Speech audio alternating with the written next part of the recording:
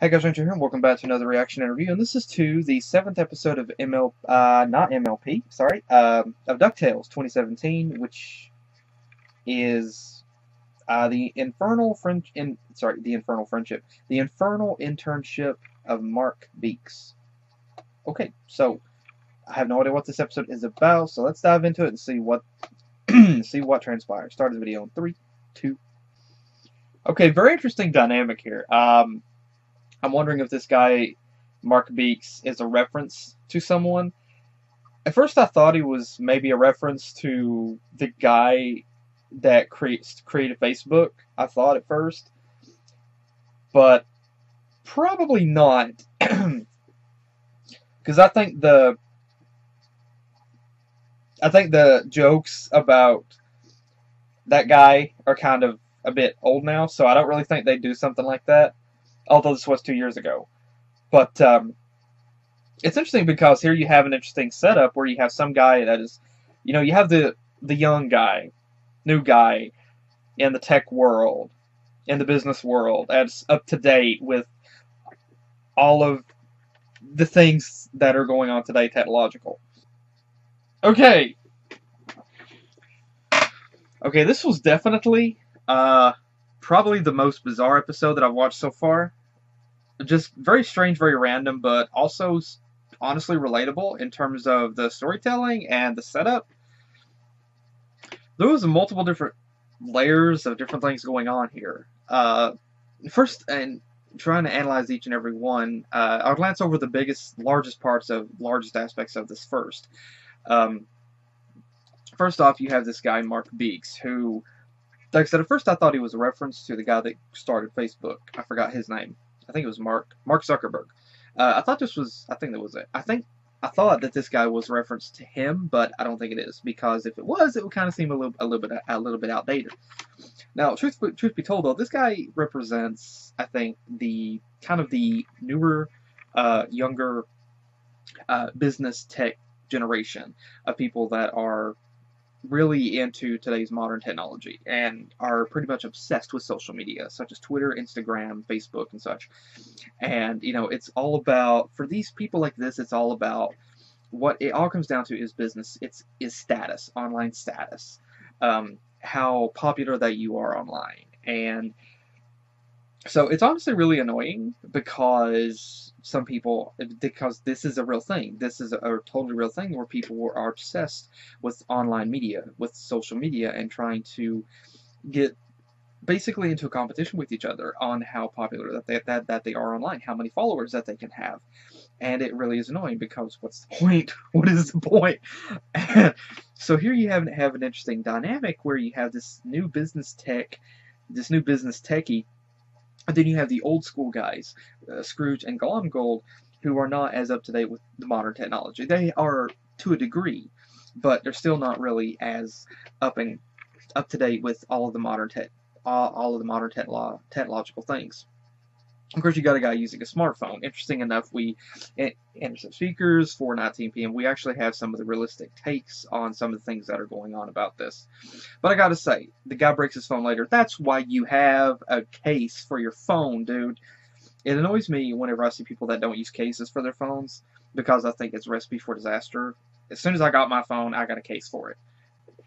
See, this is the way you do it right here. This is the way you do it right here. Solid case that protects the phone. This is the way you do it. This is how you avoid any sort of situation. This is totally how you avoid any situation with your phone. Hard case like this right here. So if you drop it, boom, it's totally fine. Also helps protect your screen as well, and the camera. And so yeah, I will not use a phone without a case. So here this guy's using a phone without a case, but I gotta say, I do honestly like the dubstep playlist here. I honestly do like that. I know some people don't like dubstep, but I think the remix, dubstep and such, I think it's cool. I like it myself. So this much I do honestly relate to. But you have a very interesting setup where you have two different characters. You have Huey and you have Dewey. And both characters are very much different. In a sense, if I'm going to kind of compare a little bit here. Huey, it kind of reminds me of Twilight Sparkle to a degree, where You know, he's about the checklist, he's about the planning, the preparations and such, and going about things in a step-by-step profiles, going at things in a step-by-step way. Dewey is kind of more the laid-back kind of person. He's a bit kind of similar to Rainbow Dash. Now, I'm not going to say whatsoever that Rainbow and Twilight are that Rainbow's completely like this. No, like Rainbow does actually work hard, but Dewey's like one of those people that like he kind of really just kind of coasts through life, and he doesn't really have a complete plan of sorts. And so here you have two different dynamics, two different clashes with character of people that have this idea of what they want to do with their life, or may not have an idea what they want to do with their life.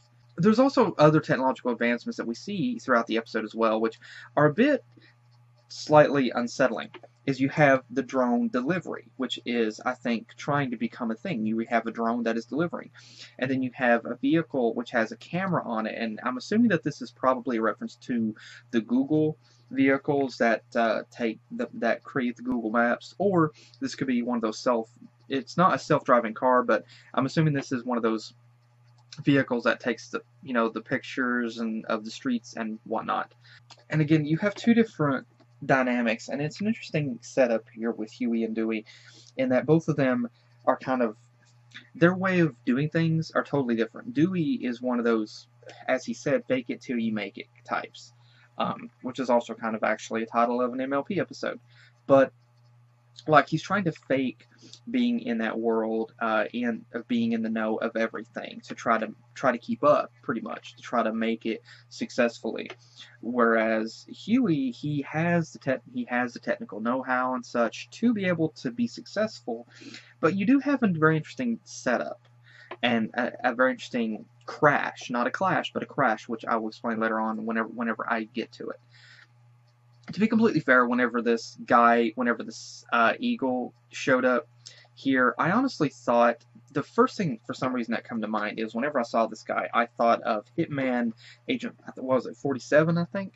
I thought of that. I don't know why. It just kind of come to mind. And I thought that obviously there was some sort of setup where he had been hired by someone to try to steal the plans for this project, and there was going to be a kind of a dangerous situation. However, that turns out that wasn't the case.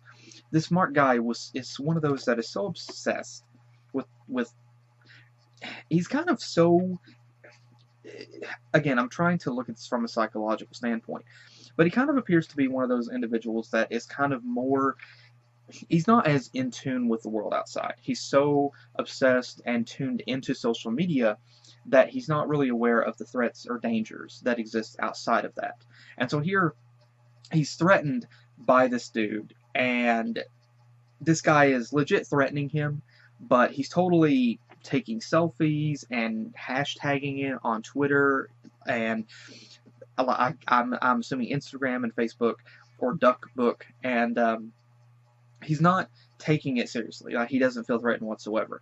Now, one theory that you could hypothesize is that he's not threatened because he's the one who hired this guy. Which would make sense, because that would explain, if you wanted to look at it like that, that would explain why that he's not threatened by this guy, because he's the one who hired him. That's one theory. However, I think that this is a situation where he is not as aware of danger and threats, because he feels that he's on top of the world, and so he just feels like nothing can touch him, and he's sort of too important, and nothing is really going to affect him. That's kind of a theory, and so he kind of gets lost in that. And there's another, and as the scene progresses, we see the clash between Huey and Dewey. Huey is trying to do things in what looks like a realistic and business-like manner. He's trying to handle things on a business-like manner, trying to do things, checking off the checklist in what he believes to be the proper way to do it. He's trying to handle things in the appropriate business-like way to try to get the internship, and he's trying to do it the technical way that he feels that every one of these things should be done. Dewey, however, he's kind of more laid back, and he's just kind of just grazing through everything haphazardly. He's not really looking at things in a serious way, but yet at the same time, his laid back attitude is still actually somehow being successful to a degree. Also, have to notice, I'm not really certain if it was intended, but the phone earlier showed 4 something p.m. I think it was, and now we have 12:37 p.m. on this right here on this tablet. So I'm not really certain if there was if why that was a thing. But we also notice right here on the back, remember, you're replaceable. What? I mean, like, literally, that is legit pretty much at every company today. You know, like, that is pretty much every company today. They are not required to put this poster up, but I feel that, heck, even the place that I work for probably has this poster somewhere. What company really doesn't have this poster hanging up somewhere? Also, I gotta say, the coding section here of typing and everything is really hilarious. But I'm wondering if there was a secret message hidden in this that I'm wondering if there was a secret if this was just okay. There's a lot of really good internet sleuths out there, but and there are people that analyze TV shows and such and look further into them. So I'm wondering if this code is just random gibberish that the animators, that the writers put in there, or that the animator put in there, or if there's actually a legit hidden message within this that is foretelling or foreshadowing of something to come later on. I don't know. But honestly, I really enjoyed the interaction between Scrooge and Glomgold in this. I really did, because it's a very interesting scenario. Scrooge and Glomgold have always been at each other's throats for a long time. They've always been rivals. And Glomgold has always been trying to either outdo Scrooge or just outright kill him. And here Scrooge is just totally laid back about it, and is actually in the presence of the same room. And Scrooge is the voice of reason here. Scrooge is the one who is analyzing the situation and wondering why things have to be so complicated. And it's very interesting to see that here with him. I really like that setup with Scrooge in this. It's really hilarious, and it really does just fit. But the other thing that I want to point out later on about a crash was here. Huey begins to break, and he begins to suffer pretty much his first mental breakdown. And what happens is basically he works hard to get to this point, and he gets some credibility, he gets some notoriety, and he gets the internship. And at first he's cool with it, but then simply because Dewey brings a briefcase, and the other guy's like, okay, that's cool, and he gives Dewey a higher up position on the ladder than Huey. And that's why I said welcome to the working world, where you can, it varies from place to place. It's not, this isn't a guarantee thing with every single company. It isn't a guarantee with every single job position or anything, but it is in fact a thing where sometimes a person can work hard to work the ladder or earn a position or a rank within a company, but they will get outclassed. They will completely get, while one person can work hard for something, somebody else can just graze through it haphazardly without any real thinking process about it, and yet they will get a higher position. And honestly, it's not fair. It really isn't. And so that's why I said Huey here experienced a major thing that is a prominent fixture within the working world. Is sometimes you can work hard for something in a company, work for a higher position or a rank, but at the end of the day, it doesn't mean jack, because you will get outclassed by someone who isn't really thinking, who's not really doing much. And I've seen this myself. I have witnessed this myself completely. And so it's very interesting that Huey has experienced this within the working world. And here he has seen this, he's experiencing this, and as a result, he's experiencing his first mental breakdown. So congratulations!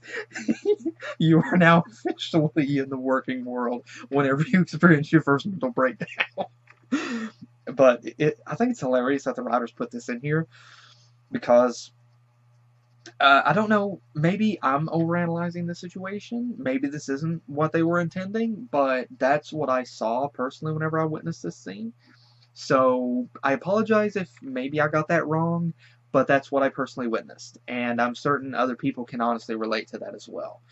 That I'm certain there are plenty of people out there who can honestly say that they have worked hard for a position or a place within their workplace, but they worked hard, but no matter what they did not get anything.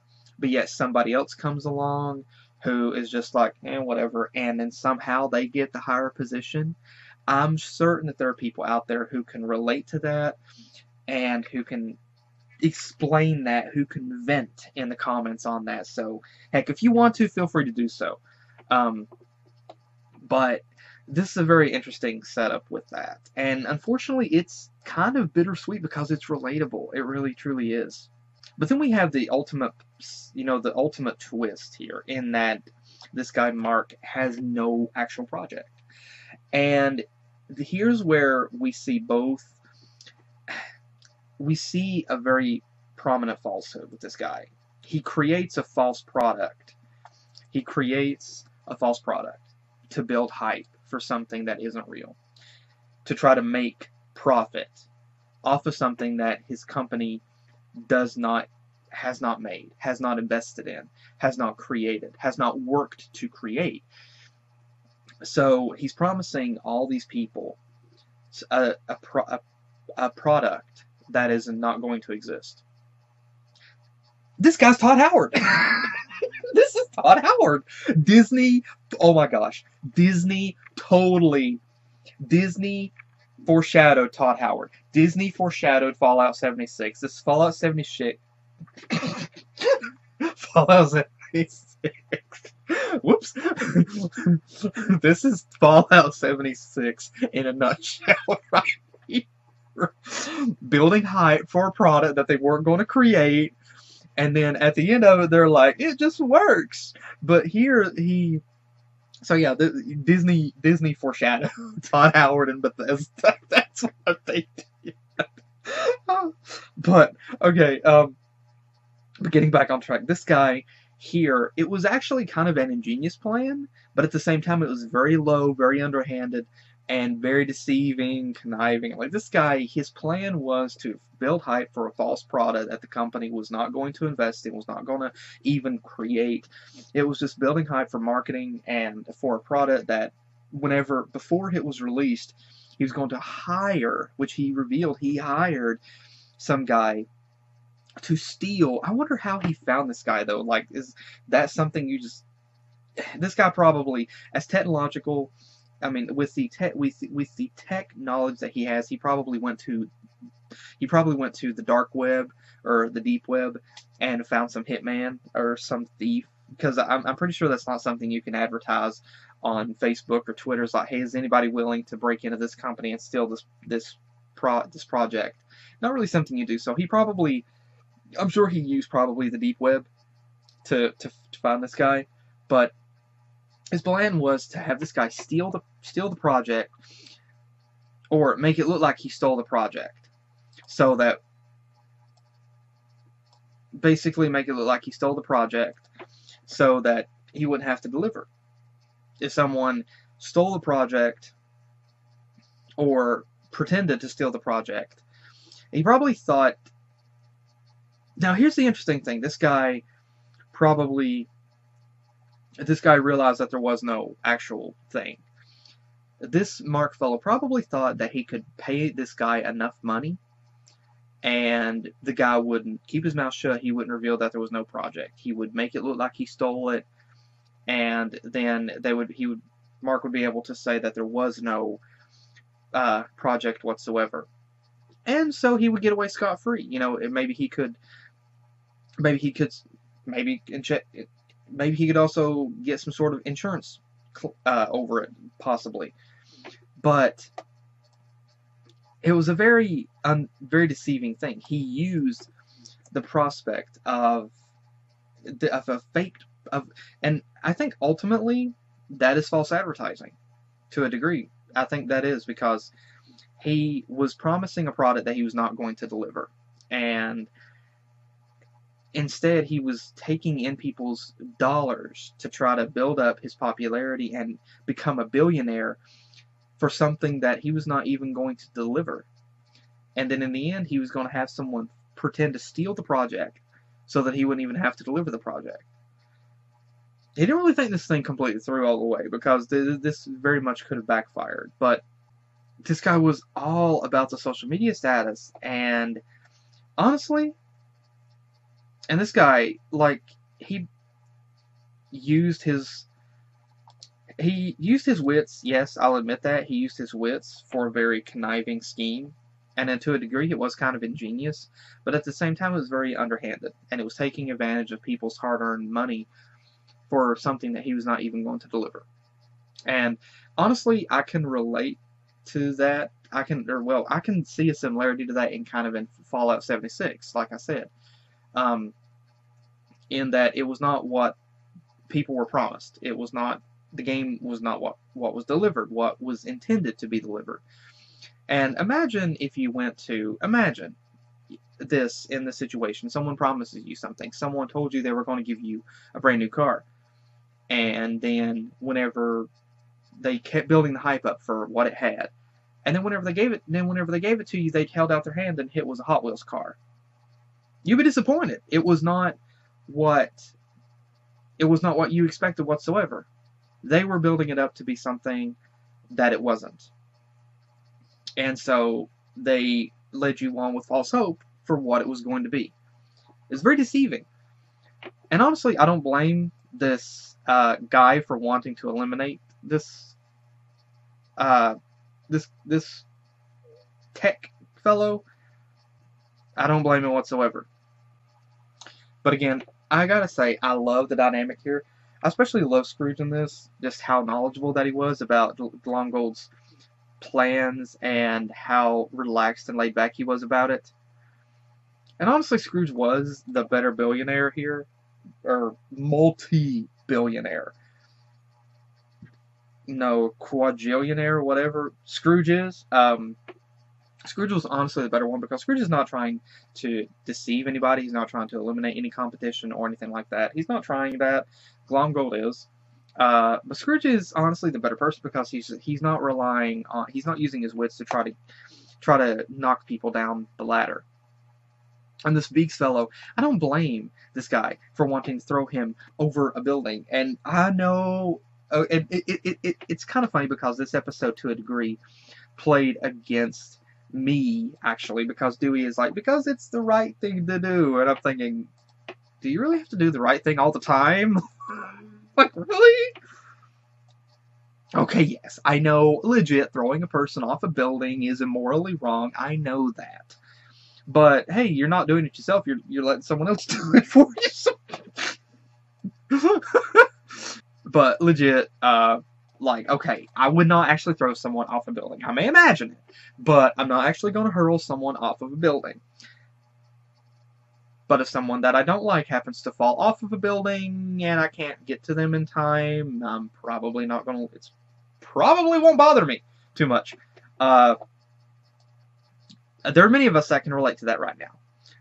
Like, someone falls off a building that we don't like. We're like, oh no, help, 911. What's the number to 911? that I can't. What's the number to 911? But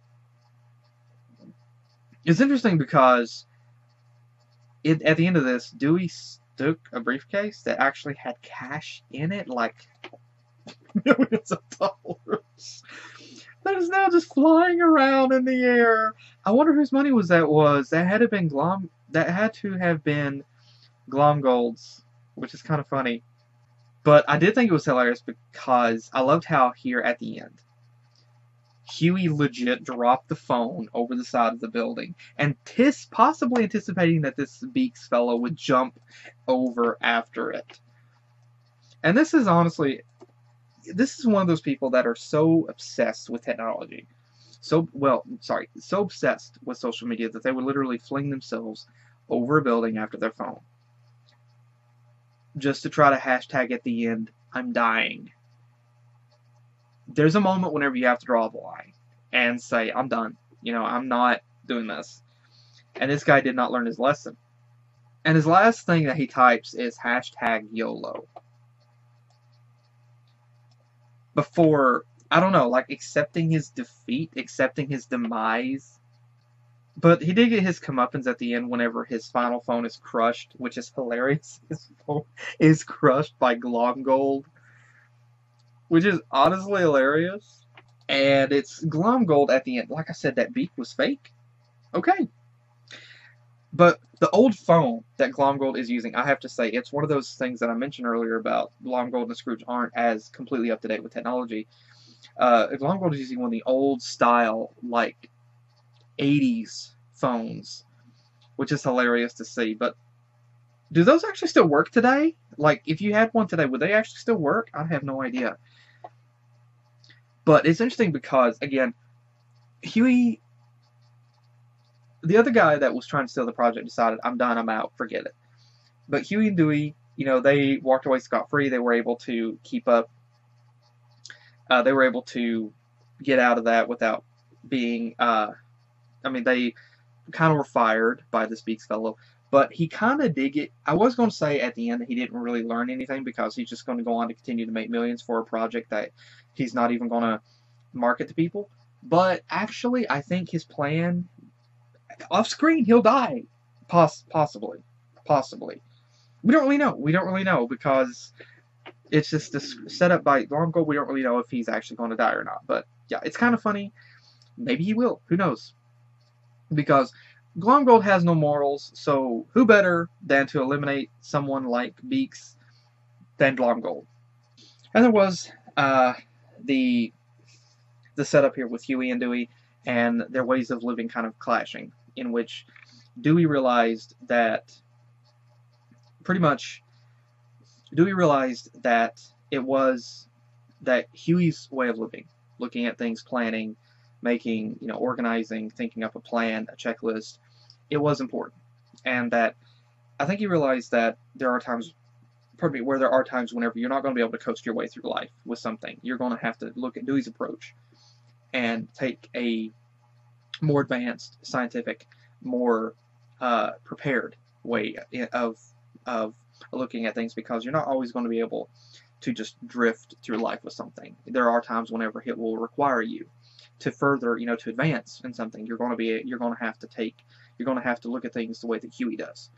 And Huey is able to think and plan a bit more rationally and come up with a plan, whereas Dewey's kind of does things on the fly.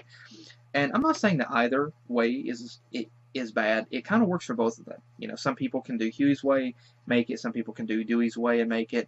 But the fact is, neither is really guaranteed a successful path. And that kind of showed it with Huey, in that Huey makes the internship, but yet at the same time he gets outdone. He gets outclassed. He gets a higher up position, handed over to Dewey, literally for Dewey doing nothing. And so I think this does show that neither is guaranteed success. The world is still going to throw you punches regardless of what you do, whichever way that you choose to live life, whether you coast or whether you plan. Regardless, I think that, yeah, you can definitely say that sometimes that planning may get you further, and I won't deny that. Sometimes I do believe in making a plan myself, but there are times whenever I do believe in doing things on the fly, doing things on a whim, because there are times whenever you can make a plan for something and life will still knock you out of it. Life will still knock you down. And so sometimes I think it's better to just do things on a whim and not plan, because then it's harder for life or other things or people to knock you out of that. And so I wouldn't really say that either is in the wrong here, because both ways of living, both ways of looking at the world are correct in how that they apply it. And both are wrong at the same time, because, again, neither is going to be 100% successful. But will planning and preparing take you further? To a degree, yes.